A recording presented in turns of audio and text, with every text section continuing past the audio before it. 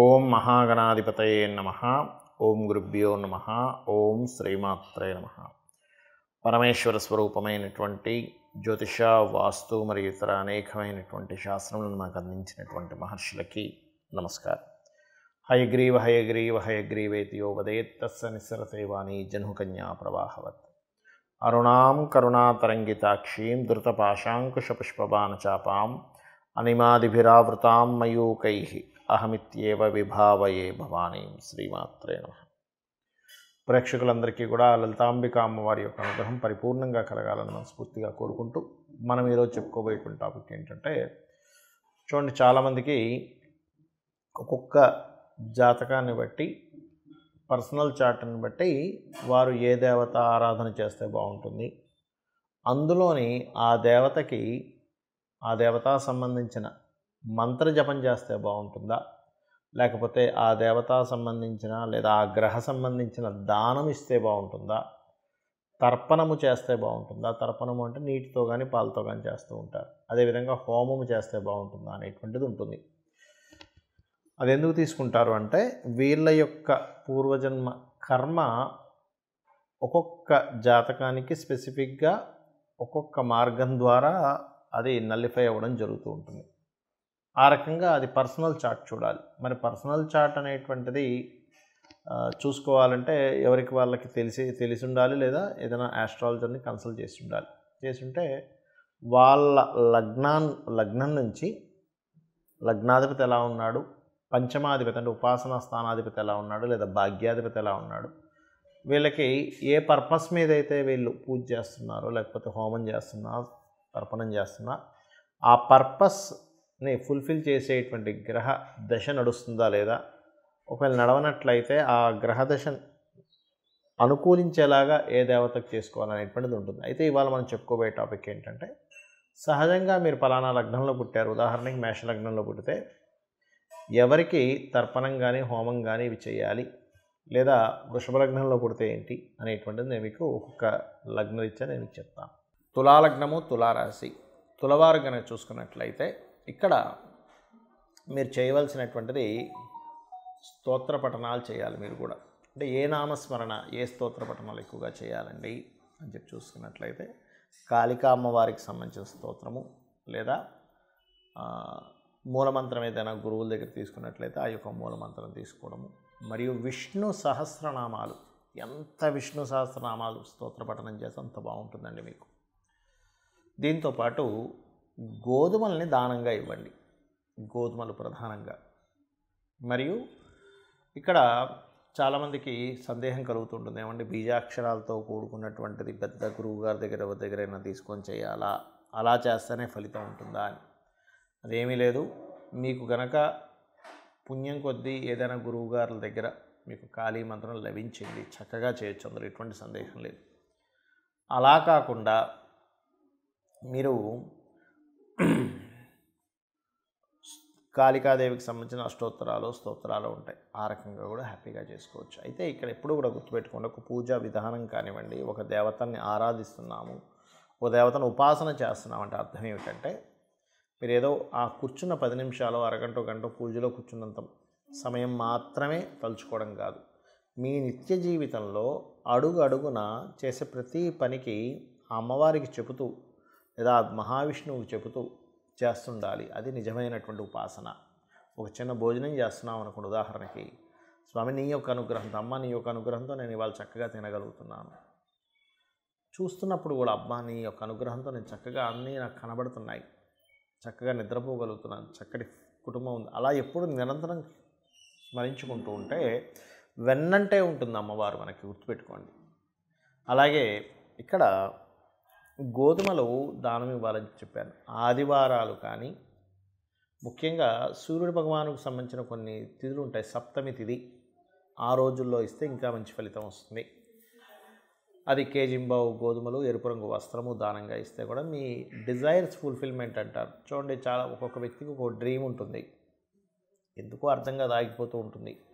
అది ఒక ప్రయత్నం చేస్తే ఆఖరి వరకు ఆగిపోవడం, మధ్యలో ఆగిపోవడం, అసలు ప్రారంభించడమే అవ్వకపోవడం, ఇట్లాంటివన్నీ జరుగుతుంటాయి. అటువంటి వారు ఈ యొక్క స్తోత్ర పఠనం, ముఖ్యంగా కాళికా అమ్మవారి యొక్క స్తోత్ర పఠనం చేస్తూ ఒక్కొక్కసారి ఏం జరుగుతుంటుందంటే మిమ్మల్ని గైడ్ చేసే వాళ్ళే ఒక్కోసారి ఆపుతుంటారు.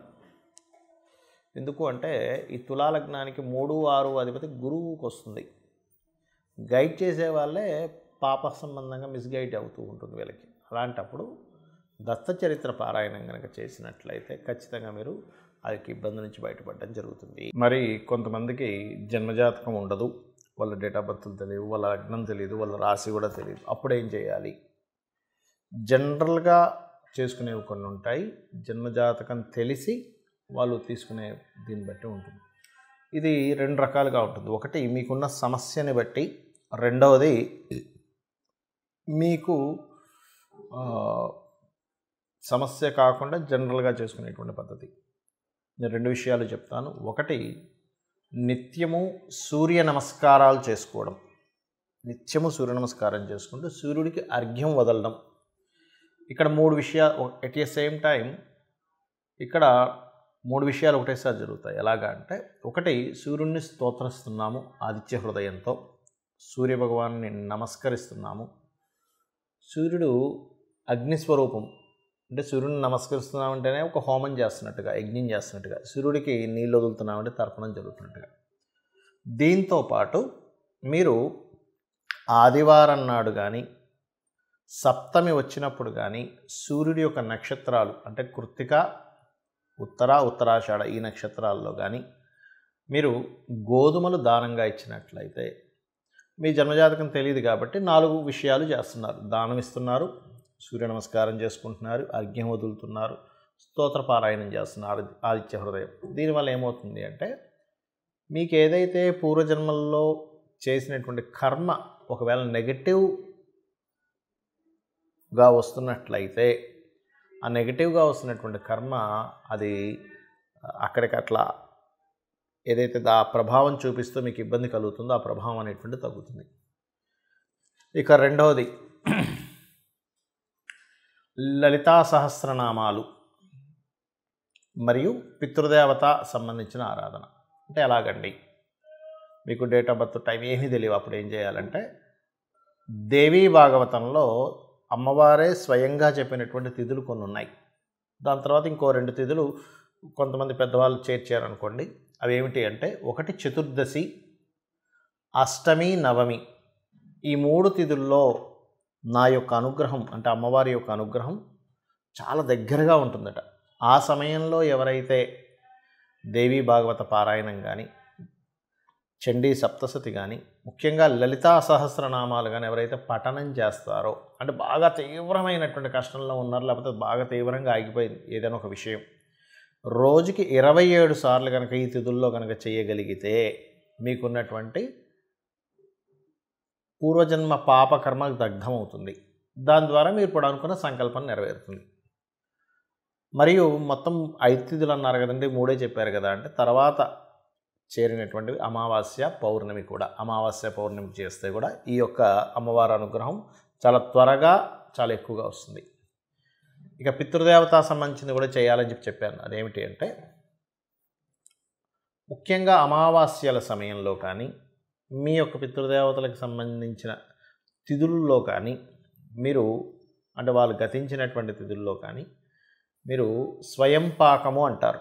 అంటే 1 కిలోనో 2 కిలోలో 5 కిలోలో మీకు తోచినంత మీ స్తోమతను బట్టి బియ్యము, 2 రకాల కూరగాయలు, 2 రకాల పప్పులు, ఉప్పు, చింతపండు, మిరపకాయలు, ఈ రకంగా వండుకునేటువంటి సామాగ్రి ఏదైతే ఉంటుందో, ఒక వ్యక్తి చక్కగా ఇంట్లో వంట వండుకోవడానికి గల సామాగ్రిని మీరు మీకు దగ్గరలో ఆలయంలో ఉన్నటువంటి పురోహితులకి పితృదేవతల కోసం అన్నట్టుగా ఇచ్చినట్లయితే, ఇది కూడా మీ జన్మజాతకంలో ఏదైతే రుణరోగ శత్రు సంబంధించినటువంటి భావం బాగా యాక్టివేషన్ అయ్యి మీరు ఇబ్బంది పడుతున్నటువంటి అంశము చేత్తో తీసేసినట్టుగా ఆ యొక్క ప్రాబ్లం అనేటువంటిది తగ్గుతుంది.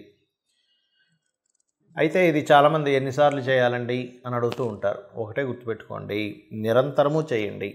ఎప్పుడైతే మీరు దేవతా కార్యాలు కానీ, హోమాలు కానీ, యజ్ఞాలు కానీ, తర్పణాలు కానీ, లేనట్లయితే దానము కానీ మీరు ఎంత చేస్తూ ఉంటారో గుర్తుపెట్టుకోండి, మనం ఎన్ని ఖర్చు పెట్టినా ఒక జీవుడు అంటే ఒక మనిషి జన్మ ఎత్తినప్పటి నుంచి తన తుది శ్వాస అంటే ఆఖరి శ్వాస వరకు కూడా ఎన్నో లక్షలు కోట్లు సంపాదిస్తాడు, ఖర్చు పెట్టేస్తాడు. కానీ ఏది కూడా మన వెంట రాదు. కేవలం భగవత్ సంబంధించినటువంటిది, పరోపకారం చేసినటువంటి, పరోపకారంగా ఉపయోగించిన ధనం సంబంధించిన పుణ్యము మాత్రమే మన వెంట వస్తుంది. ఇది గుర్తుపెట్టుకోండి. కాబట్టి లేదా గోసేవ, గోవులకు వెళ్ళి సేవ చేస్తే కూడా అది పుణ్యంగా వస్తుంది. కాబట్టి ఇది చేయండి. ఖచ్చితంగా మీకు మీ జాతకంలో ఏ దశ నడుస్తుంది, ఏ అంతర్దశ నడుస్తుంది, గోచారంలో ఎలా ఉంది, ఇవేమీ మీరు కంగారు పడాల్సిన అవసరం లేదు. తెలియకుండానే సకల దేవతల యొక్క అనుగ్రహము, ఆ లలితాంబిక అమ్మవారి యొక్క అనుగ్రహం మీకు కలుగుతుంది. శ్రీమాత్రే నమః.